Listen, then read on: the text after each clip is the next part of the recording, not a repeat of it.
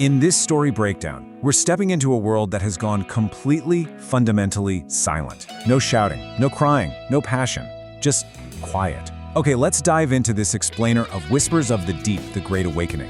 We're looking at a society that basically decided the cost of human suffering was just too high. So they made a choice that altered the very fabric of their reality. 10. That is the number of years that have passed in this universe since the emotional wipe, a full decade. I want you to really imagine that. 10 years where absolutely nobody raises their voice in anger, but also nobody laughs from the bottom of their stomach. Just 10 years of absolute, numb existence. You see, humanity plunged itself into total silence just to survive. But, as we're going to see in this explainer, survival, it's really not the same thing as living. Now, what's really interesting about this slide is how it frames the ultimate double-edged sword of this universe. On the one hand, you have perfection, right? Crime has essentially vanished. There are no arguments, no senseless violence, no crying in the middle of the night. But look at the flip side, emptiness. Because without conflict, without heartbreak, without joy, art just dies. The music became completely empty. Films turned into these identical, predictable formulas. Books lost their power to actually touch the soul. It turns out, a flawless world without conflict directly resulted in a world totally devoid of creation from the heart. Let's just pause right here on this philosophical anchor. Scary fact number 1. When feelings disappear, civilization stops dreaming. Think about what that actually means for a second. Why do we invent things? Why do we explore? It's driven by desire, right? By frustration, by the desperate hope for something better. In a perfectly safe, emotionally sanitized world, progress just halts. Humanity became perfectly safe, sure, but completely stagnant. We literally stopped dreaming because we had absolutely nothing left to long for. Section 1. A perfect but empty world. The girl who remembers. So, in this perfect but incredibly empty world, there's this anomaly. Her name is Akira. She lives entirely alone, right on the edge of the ocean. And she is the only one who still holds on to what humanity used to be. And because of that, her mere presence makes people feel these terrifying remnants of the past, a sudden spark of warmth, an ache of longing, maybe a phantom pain. Because of this, they avoid her like the plague. The source text literally labels her the girl who didn't let go of the past. People actively flee from Akira out of sheer fear. I mean, in a society that worships absolute neutrality, someone who can make you feel a sudden pang of nostalgia or sadness, they're viewed as a dangerous outcast. She's basically a walking, breathing relic of a chaotic past that humanity tried to bury. Moving on to Section 2, the first contact and the glitch. But not everyone runs away, and that brings us to Mio. Mio is different. She frequently visits Akira, just sitting with her in total silence by the water. She doesn't fully understand why she's drawn to this outcast, but she feels this deep, unexplainable sense that she's lost something incredibly important. And then, it happens. When Mio accidentally brushes Akira's hand, just a fleeting touch, the reaction is explosive. The world literally shudders. The wind suddenly violently whips up, the ocean roars to life, and for just a fraction of a second, the sky remembers its true, vibrant color. It's this massive spike of energy proving that the emotional connection between humans isn't actually dead, it's just dormant, and it's waiting for a spark. But that spark triggers an immediate alarm. Emerging from the shadows of the night, a character named Ira appears for the first time in years, and her warning brings all our soaring hope to a dead, suspenseful halt. Destruction will begin, she warns. See, Ira understands the terrible mechanics of this utopia. She reveals that the world's absolute physical stability relies entirely on people forgetting how to feel deeply. If they remember, the world literally starts to tear itself apart. Section 3. The truth about sealed feelings. And guys, this brings us to the grand plot twist of the story. Humanity didn't actually erase their emotions 10 years ago. I mean, you can't just delete the human soul, right? Instead, those feelings were merely sealed away under immense psychological pressure. So the crucial point is this: unlocking that seal isn't just going to bring back warm hugs, love, and beautiful music.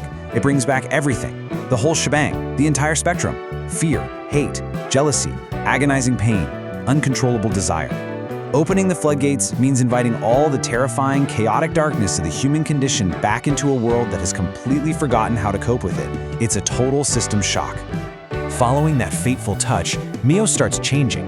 She begins waking up in the middle of the night, her face drenched in tears she doesn't even understand, haunted by these vivid, suffocating dreams of the deep ocean. Driven to the edge, she desperately seeks out Akira in the dead of night and asks the pivotal question that anchors this entire story. She asks, "What did we lose?" Akira's response marks the absolute point of no return for this universe. She looks right at Mio and confesses, "We lost everything that made us alive." It is a devastating admission.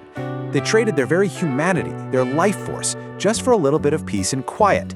And once Mio hears this, once that truth is finally spoken out loud, the seal is permanently broken. Section 4. The global fracture and chaos. The reaction is violently spectacular, as the ocean, which has basically served as a mirror for humanity's suppressed subconscious, responds like a giant beating heart. The static, numb piece of the world shatters completely. It's an unstoppable chain reaction echoing across the entire globe. Millions of people are suddenly, forcefully awakened. The source text describes people globally being overwhelmed by raw, unfiltered feelings all at once. They're crying in the streets without knowing why. They're gripped by crushing loneliness. They suddenly fiercely miss people they haven't thought of in years. They love, they fear. The perfectly stable, predictable world becomes beautifully, terrifyingly unstable in a matter of hours. Naturally, the backlash is severe. A character named Kai returns, furious, accusing Akira of destroying their perfect, peaceful utopia. He looks at all the chaos around them, the arguing, the sudden suffering, and he blames her for breaking the world. But Akira offers this profound, incredibly calm defense. She says, "I just let people be human again." She doesn't apologize, not at all. To her, a messy, painful human reality is vastly superior to a perfect, artificial simulation of life. But we have to look at the dark side of this awakening, and that brings us to our second anchor, scary fact number 2. A person who hasn't felt in a long time can be terrified of their own emotions.